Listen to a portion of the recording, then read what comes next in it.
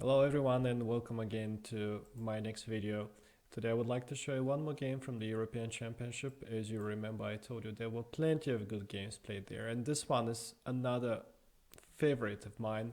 The game between Pavel Eljanov playing with the black pieces against Grzegorz Gajewski. I'm not sure if I'm pronouncing his name correctly.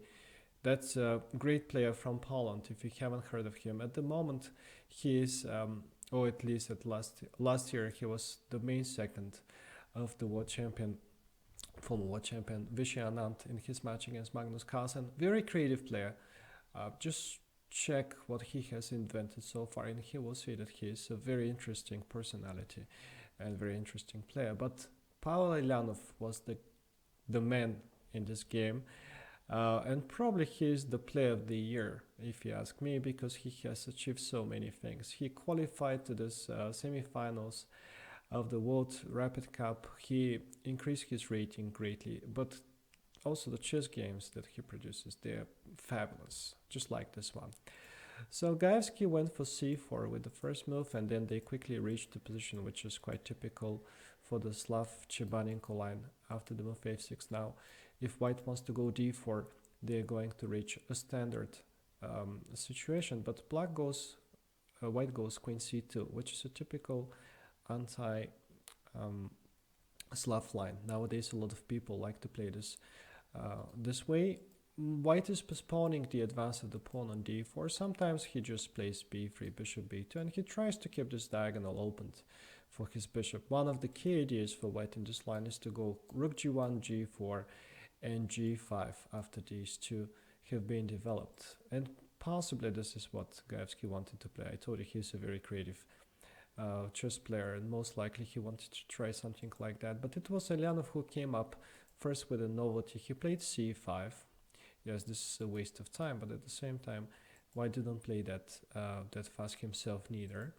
And after bishop b2, there came the novelty on move number 7, the move d4, which leads to Benoni type of positions, reverse Benoni type of positions, and basically black is already a lot of tempos behind. First of all, he is playing with the black pieces, so obviously he is losing one tempo because of that, but also he played first c6 and then he played c5, which is another tempo. And overall this strategy looks very risky. It looks like white is going to win the battle, the open battle, as his pieces are better prepared. And if we have a look, he already has full pieces out against just one for black. However, after the move knight e4 and after the trade of the knight on f6, black is bringing one piece out, and the knight is already out. Also, he traded one of the active pieces, so black is catching up with the development, and he wants to make sure that the d4 pawn is going to be well defended after that with the move e5.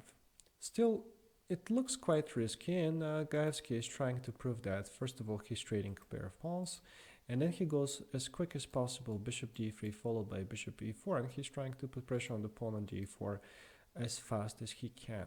And eventually, on the e pawn, as he would be the first one to castle, and he would be the first one to bring the rook on the open file, on the half open e file, there is a very good chance that he actually takes that pawn on e5 anytime that it comes there. For instance, now if black tries a move like knight b4, he would be very happy to trade the bishop pair, but then he's really going to get very far behind in the development, and white is going to have 3 pieces out versus just one queen they are defending. On e5, white is simply castling, and he has the obvious intention of taking the pawn on e5 followed by rook e1, or rook e1 first. Is not going to be bad at all. After bishop d6, rook e1, he can start opening the position with a move like c5, and I believe it's quite obvious that white is faster and he should be having the better chances. By the way, please note that in this line, active moves like bishop f5 are simply wrong, because the pawn on d4 is hanging again thanks to the pin. The king didn't castle yet, and this is not good for black at all.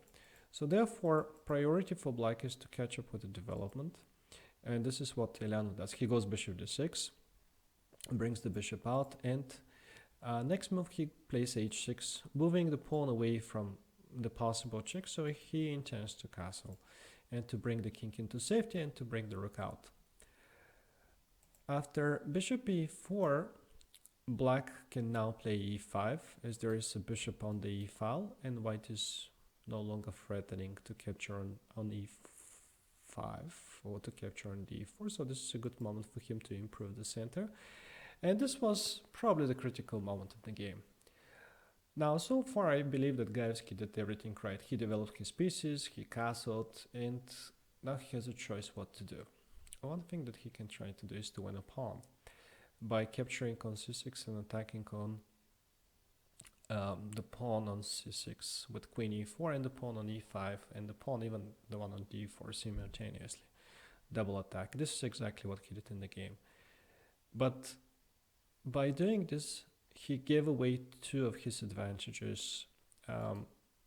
He gave away the center permanently, and he gave away the lead in development.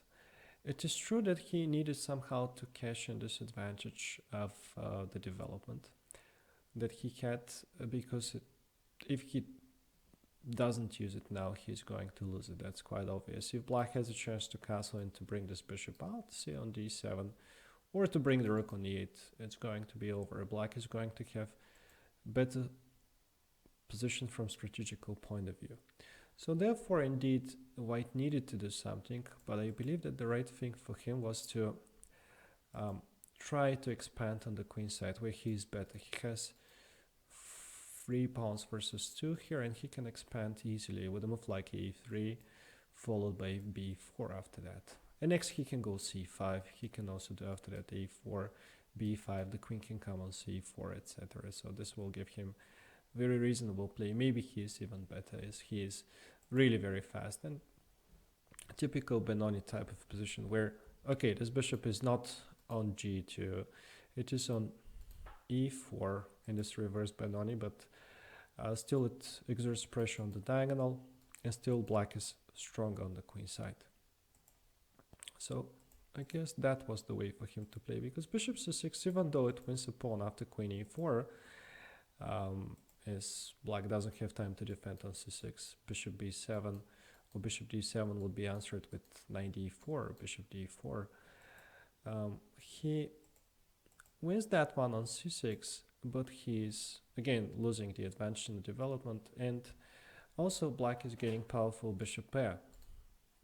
So in return for the pawn, he has at least 3 advantages: the strong center, the 2 bishops, and the possibility to attack on the king side.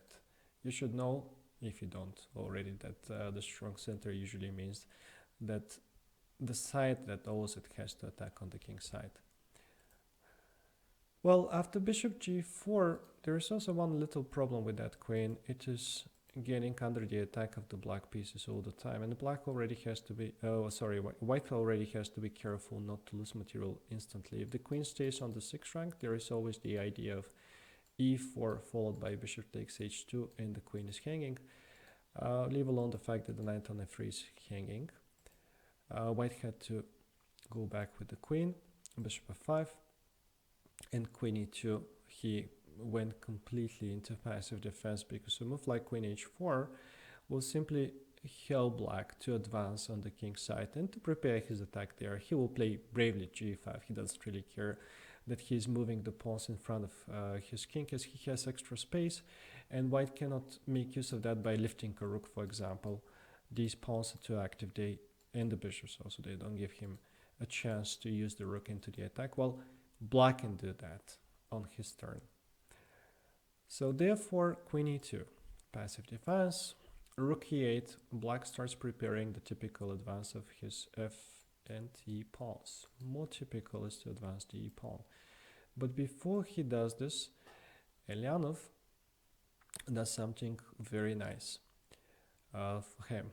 He thinks logically, what would be white's only plan in this situation? What is the only thing that he can do? And he comes up to the conclusion that these pawns would like to start running on the queen side and grabbing space and disturbing somehow the attack. For that reason, he says, okay, He cannot really stop me in the center. I'm too strong there. I'm always going to prepare f5 and e4. Why can't I just stop him first with this plan, slow him down, and do what I want to do without any problems? Also, when I do bishop b4, I will get rid of this rook, so there will be no pressure on the e file. It would be easier for me to play e4 after that. But more importantly, with the move a5, I'm going to stop these pawns. Now, anytime that the e3 is played, this pawn on b3 is going to be vulnerable, and white will have to worry about this move rook to b8 all the time. And indeed, say if in this situation white goes knight e2, which would be an excellent move for him normally, to go f3 and knight e4 to try to blockade the position, black has the move rook b8 with the intention queen to g6, give me that pawn, and the knight cannot move because the one on b3 would be hanging. So then most likely white will have to do something like queen f3, and on queen g6 he is in trouble. This one is hanging, but also bishop g4 is a very serious threat. Or if he tries somehow to defend this pawn with a move like rook b1, well, then queen to g6 is still a move, and he will have to really go into passive defense. I'm not even sure how. He's losing one of the pawns. This is going to be horrible for him. Okay, so Gajewski didn't play this one. After a3 and bishop c5, he chose a different move. He chose the move rook e1.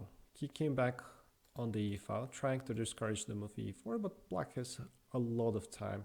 He goes back to g4, which wasn't his only move. He could have already gone for e4 as well, and that was an interesting line too. After e4 capture bishop e4, white is under tremendous pressure. This bishop wants to move away with the tempo. The queen also has to defend the knight though. And let's say that he waits with a move like rook a1. There is queen g6. And black's initiative is quite serious. Maybe he is going to move away the king, and then he will start concretely threatening moves like bishop c2. d3 is on the agenda as well all the time to disconnect the flanks, and this pawn is going to be quite an unpleasant one on d3, but also this bishop would be opened. The other one, the second one. We shouldn't forget that a move like d3 is moving the queen away from the defense of the knight. So all these things make white's task quite a difficult one. And even a move like bishop c6 is a threat, with the same intention of removing the queen from the knight. Okay, so that was one idea, but I think that Eljanov did well by just following his plan. First of all, he's pinning the knight. And after rook b1, he played rook b8. Okay, again, slowing down white's play on the queen side. This one pawn and this bishop are stopping the 3 pawns by white. And next he goes queen d6, not only threatening the pawn on a3, but stepping out of the way of the f pawn. And like I told you previously, black wants to attack on the king side. He wants to play f5 and e4. This is on his agenda. This is his most typical plan. In the reverse Benoni, or in the Benoni in general, white is stronger in the center, so he should play there and he should play on the king side. Now, if white allows f5, next move is going to be e4, and he is basically forced to resign, not only because he is losing the knight, but because these pawns start moving forward and the pieces from behind will also become very active. So that's why he is getting rid of the bishop, but in the process he is weakening his king side. And without the fianchettoed bishop on g2, this is a very, very risky approach. And Eljanov also felt that there should be punishment for this one, and he went in this situation with the very powerful move e4, immediately opening the road for his pieces. So what is he achieving with that one? First of all, he's opening the rook, and the rook is eyeing the queen. He's also opening the bishop, if that bishop remains alive on g6. But he wants to open up the other bishop as well with the move d3. This bishop will get support by no one else but the queen, which is hopping on g3 after that, thanks to the pin. Gajewski is forced to take on g6. There is nothing else. This bishop cannot be left alive. And the move that Eljanov has prepared was to take on g6 with the pawn. He is opening one more file for his pieces. Now everything depends on the energy of the black pieces. He is trying to open as many files as he can and diagonal so that these pieces prove clearly superior to the other pieces. And of course, time is an important factor. Okay, bishop d2 was played because if white takes on e4, there will be the move d3, and after that the threat is queen to g3 check. If the queen moves away somewhere, queen g3 check is deadly. Let's say queen d2 check. King has to move somewhere. Black is taking one of the pawns if he likes. He can take the other one if he likes to. He can take this one as well. It's up to him how many he wants to take, but I believe that he would be happy to go for the one on f2, the key one, after which he's delivering checkmate. Or he can go and checkmate like that. Too many pieces are attacking the white king and there are not so many defenders. In this line after d3, if he tries e5 to somehow block this queen g3 move, there will be queen d4, and I'm pretty sure that Eljanov calculated that in this line the move queen e3 does not lead to trade of the queens, but it leads to mate after rook e5, deflecting the key defender, the queen, and then after this check and this check, basically black is delivering checkmate with bishop d6. Once again, another deflection of the queen. The queen has to take, but then check, this defender is going away, and the last piece joins the action, and it's already checkmate with rook f2 coming next. Unstoppable checkmate. Remember this team, we are going to see it in a while, but first of all, let's see what happened after f takes g6. Gajewski defended with bishop d2. Okay, seemingly he's quite stable at the moment, but black has e3. Same policy, he's opening as many files as possible. And if the pawn takes it, he wants to take back, and after that just remove that queen away from the e2 square with rook f2. Once that the queen is removed, black is delivering checkmate from here, from there, or he can push that pawn. There are too many ways to attack and too many checkmates. White cannot survive this. That's why Gajewski, instead of taking on e3, decided to take on a5, but in a check, queen is forced to take on f2, rook e3 is creating the threat rook g3, and also the other threat is to double the rook, so even to take the pawn, nobody cares about this pawn, sorry, don't listen to me. Black wants to go rook g3 and rook f8, he wants to make use of all his rooks. Gajewski took it, Eljanov took back, and that's the critical moment of the attack. The move queen h2 that was played in the game with the obvious intention to trade the queens bumped into a very nice refutation that Eljanov didn't miss a chance to use. In case of queen to f3, that was a more curious moment. If white has played queen to f3, he had in his disposal the positional threat of trading the queens, after which white would be winning. I strongly believe that Eljanov had foreseen that far, and he wanted to play the super nice move king to h7, moving out of the way of the only threat that black has. King is getting into safety, nobody is going to attack it anymore, and next he wants to play rook f8, unobstructed e2, and to finish the attack directly. You can analyze it as much as you like. I don't really believe that white is going to have any defense here. Now, well, there were other moves here for white. He could have played queen to e2, blockading the pawn. Unfortunately for him, this doesn't work after the check. Well, black is winning a couple of pawns if he likes very quickly, or he can just go back queen to f6 with the intention to bring more pieces into the attack and to prepare e2 as well, etc. The nice part of this one is that white doesn't have time to take the bishop on c5, because once again the two heavy pieces by black can easily deal with the lonely white king after this possible moves. Next, the rook is going to get lifted somewhere, and nobody can stop the checkmate. Actually, white can try to stop it by sacrificing the queen, but then these two cannot fight against the remaining black one. But why is queen to h2 not working? This is the question.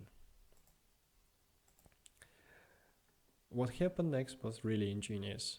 Eljanov took on, first of all, he gave a check, and then he took the pawn on d3, thus giving a whole rook for free with a check, not only giving the rook, just giving it completely for free, just for one tempo, just to make sure that this queen is away from the king at the moment.